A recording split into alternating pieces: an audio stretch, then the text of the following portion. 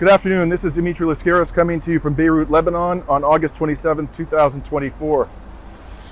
A few days ago when I was in the south of Lebanon, I had the opportunity to interview a well-known Lebanese war correspondent by the name of Ali Mortada.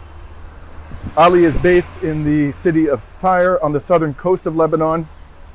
He has a large following on social media platforms, including X, and is well known not only to Arabic speakers in the region, but also to the Israeli public because of his especially provocative form of journalism. He has, for example, segments where he begins with the words, "Hello, my enemies," addressing himself to the Israeli population, and then proceeds to mock whatever the latest fake narrative may be coming out of the Israeli military and government. And Ali works for a media organization by the name of Mayadeen. It is headquartered here in Beirut.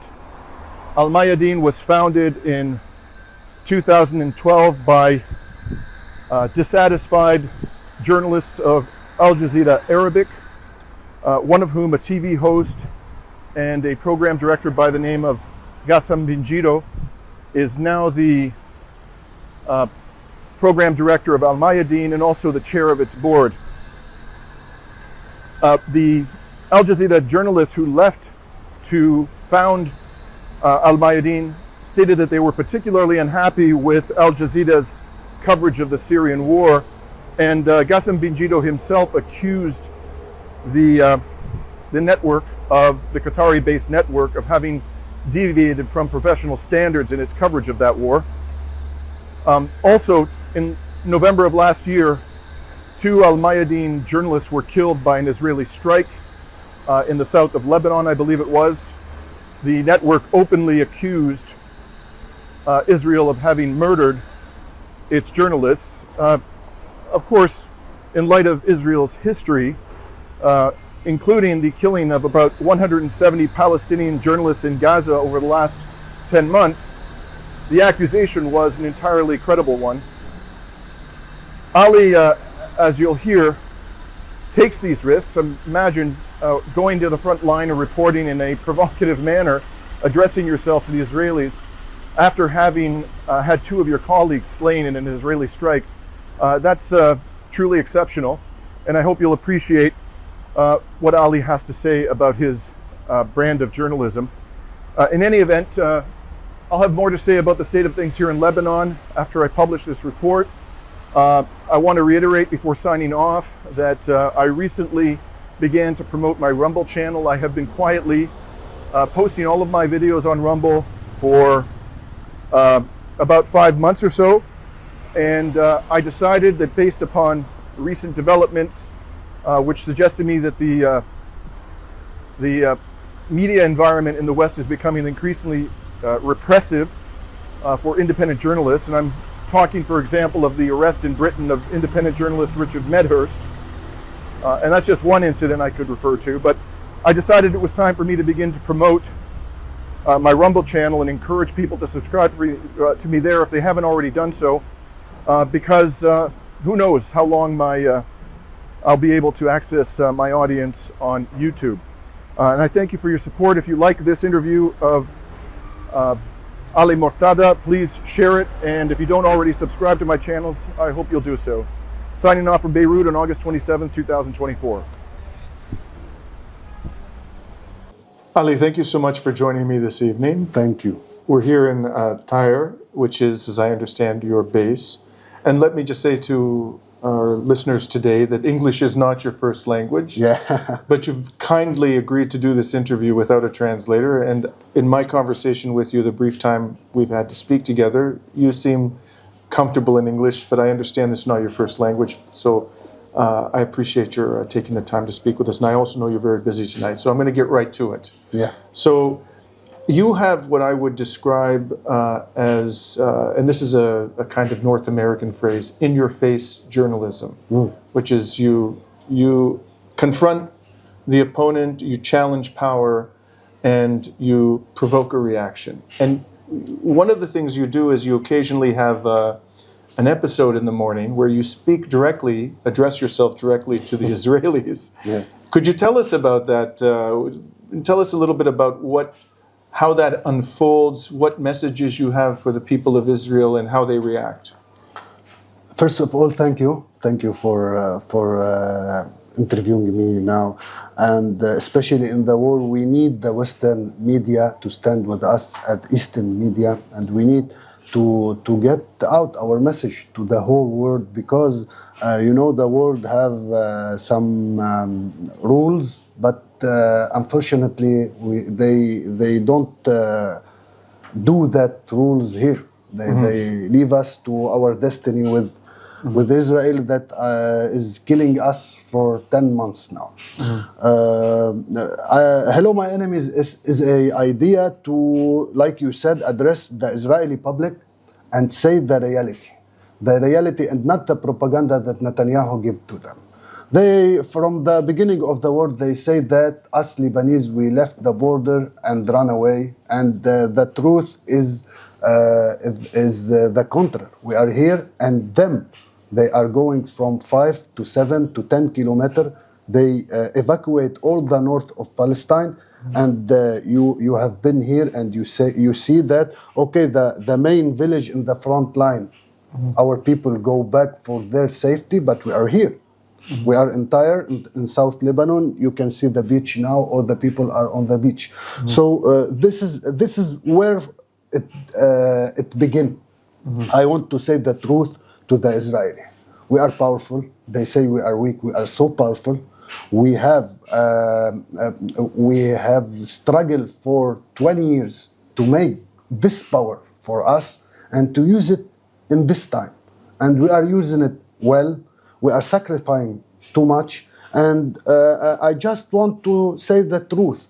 Your army hit the civilians, and they are cowards against the combat fighters of the resistance or the Lebanese army or any party that fight Israel here. So I just want to make some light on the truth and not the Israeli and the Western propaganda. And you've actually gotten a reaction from the Israeli media. Sometimes I understand they show to the Israeli public themselves what you're saying. Could you tell us a little bit about that? First of all, it happened when they make a vote to kill me. They want to kill me. The vote, it's been on Instagram, 2 million vote, 19% they want to kill me at that night. This was on Israeli page on Instagram. It's very famous, and it make news. And they ask the public, you want him dead today or tomorrow? You know, I don't have any weapon. My weapon is my word. My weapon is what my camera show to the people, my channel show to the people. So they want to kill me just because I'm saying the truth, and the truth was at that time that I take pictures and videos for the settlements Al Manara, and the citizens of Al Manara can't see Al Manara. Until now, they can't see Al Manara. Us Lebanese, we can go to the border, to Mays Al Jabal, and we don't care for the missiles, and we don't care even with dying, because we have our own perspective of dying. So I can see Al Manara, and so they've left. The people of Al Manara have left, and the Lebanese can exactly. see it. I see. I said to the people of Al Manara, if you miss your houses, this is a video for Al Manara. I can show you your houses. I am a Lebanese reporter. I still on the ground, on the front line, with the resistance, with the Lebanese, but you left. So this is the truth. They told you that we evacuate. No, you evacuate, we are still in here. So they want to kill me. After that, they put me on their television. Every time I do a video, and the video is truthful. It's not a video that make a propaganda, isn't reliable on the reality. I'm talking the reality always. And I understand that there was one occasion, and I may have the facts wrong, but that you actually went right up to the border and you put your foot onto what is technically Israeli territory. Could you tell us about that, and what was the reaction of the Israelis when you did that? This was on 2015. There was no war, but there was a hit on us in Syria. and the resistance want to make an operation against them. So they evacuate like now for 7 kilometers from the border. And I go to the border and they say that it's a lie. The Israeli army is on the border. So I saw the fence live on TV. I put something on the fence and I jumped to the other side. And I said, if there is Israeli army, I must be or dead or at least they come to here. And I still on the Palestinian side of the border for 45 minutes and live on TV streaming. And after that, the United Nations came and they just take a note and they left. So this was, I use this way to say the truth. I use actions more than word.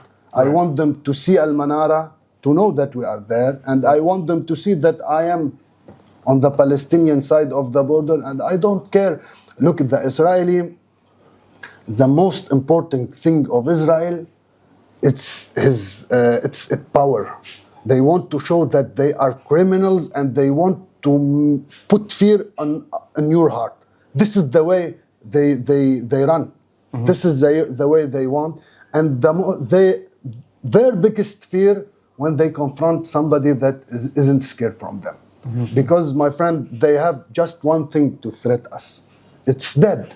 And death, for us, it's something will happen either on the hand of Israel, either on the hand of anybody. And we have, in our religion, we say, nobody died before 1 minute or 1 second from his time. This is why we don't care about them.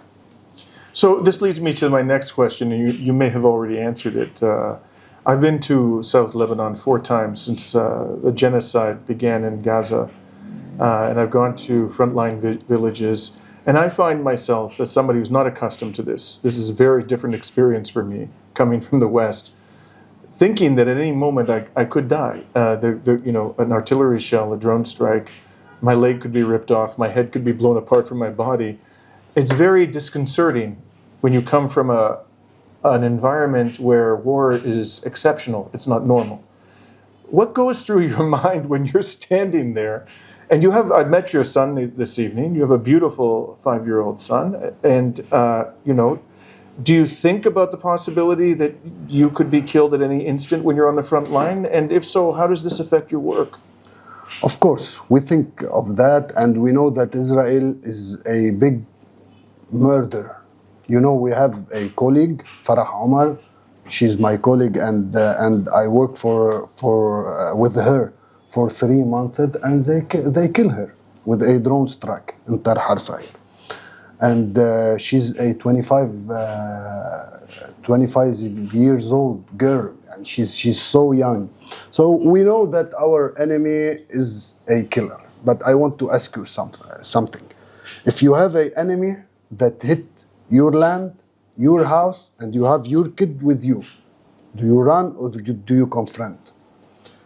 When you say death, it's a cheap price for liberty. Death is if they killed me, at least I assure that my son will live with a head high, and he have his dignity. We consider death as a weapon that they use against us. So when you unpower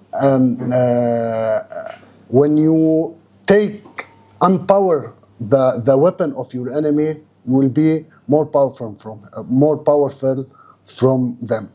This is the first thing. The second thing that we are fighting for decades. My dad has lived this kind of situations. My grandfather lived this kind of situations. I have uncles that fight against Israel in 1988 when they come to Lebanon, or 1975, sorry.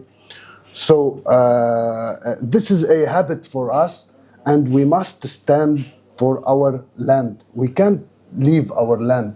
They come, they take Palestine, and then They take us. They occupied Beirut, occupied all half of Lebanon. So we fight from that time, and we are still fighting until now. But the little difference, my friend, is that when Israel came to Beirut, they entered to Beirut in 4 weeks. They took half Lebanon from the south of the border to Beirut. Today, we are fighting for 10 months, and the possibility that we are going to enter to Palestine to liberate Galila is more than they would come to us. So if you put it in a logic scale, we are making a hell of progress and fighting those people, and we are winning. But the only thing that gives us power is to accept that this result, to make this happen, we must accept that we are going to make a sacrifice. Maybe Ali Mortada won't be here when this happened, but it will happen. And this is not my mind only. This is the general thinking of all the Lebanese that live in South Lebanon, and the general thinking of the resistance that is my brother and my uncle, and that is the community of and the man of this community in the front line. So we are making progress by accepting that we have an enemy that would kill us anytime, but we can't surrender. We must fight for our freedom, and this is what we do. I always make a little bit a joke, but it makes me cry. You know, the Western people, when they make a movie, they always with the side that fight for liberation, and with the side that fight for the freedom of their kids and for the lives of their kids. But in the reality, they are with the killers. And this is what make me like, why? Why? So you almost answered the question, the last question I wanted to ask you, Ali, and that is, you may be familiar with a journalist in Britain by the name of Richard Medhurst. I don't know if you've heard his name. He's an independent journalist who covers very carefully what is happening here in West Asia, in Palestine, Lebanon, and so forth. And he was returning from a trip abroad a couple of days ago, and he was arrested by 6 British officers at Heathrow Airport, and they accused him of being supportive of a terrorist organization. They didn't tell him which terrorist organization. It could be, and I say terrorist organization in quotation marks, because many states don't consider Hezbollah to be a terrorist organization. Many states don't consider Hamas to be a terrorist organization, but the Western states in Britain do. And so he now has to defend himself as a journalist from this accusation that he is supporting terrorist organizations. To the people in the West, where I come from, how do you respond to this allegation that the resistance fighters here in the south of Lebanon are terrorists, and that Israel is justified in taking these extraordinarily brutal measures to defend itself from terrorism? What's your response to that allegation? My response is that, why do you support Ukraine in the fight against Russia? Because they invade Ukraine in the Western standard. And you say you see in the fighters of the Ukraine against Russia are liberation and freedom, but Russia say of that terrorists and Nazis. So why you consider the Ukraine fight against Russia is legit, but our fight against Israel is not? Why? Why, when Hitler go to Paris, why you say the French resistance had the right to fight Hitler and win after a while, but we don't have the right to fight in our land and win? It's not about, it's always about perspective. The West want Israel to stay here because they have an economic and political and every kind of collaboration with Israel. And you want me to be honest, they want to get rid of the Zionists from their countries, and they giving it to us. If you want, as a West, look, the history is clear. You know, in French, those Zionists was they don't have the permission to go from their territory to other places inside French, inside Germany, inside Italy. They are like all the West see of Zionists as a threat. When they say, okay, we will give you Palestine, they say, okay, go to Palestine, we don't want you. You fight them. You fought them before us. You banned them from living in your country before us. You get them in ships and send them to Palestine and give them weapons to stay there in our front door because you don't want them in your countries. So if you don't want those guys in your country, it's not my problem to deal with them. So, okay, this is the propaganda, and we don't forget that Israel has too much connection, too much propaganda. If you say that today I am against Israel on Facebook, you get banned. On Telegram, you got banned. On you know that. But I want to say something for history. In this fight, this is the first time that we see a Western public that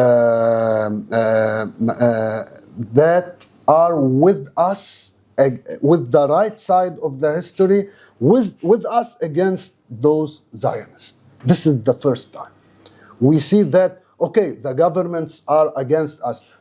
Even the Arabic governments, most of the Arabic governments are with Israel. But the people, we hear you guys. We hear you in the West. We love you. We say when we saw you when you demonstrate. We saw you when you talk. We saw you. We hear you when you talk on social media, and we got more power with your talk. So I want to say, even if the governments in the West, the British government or other governments, make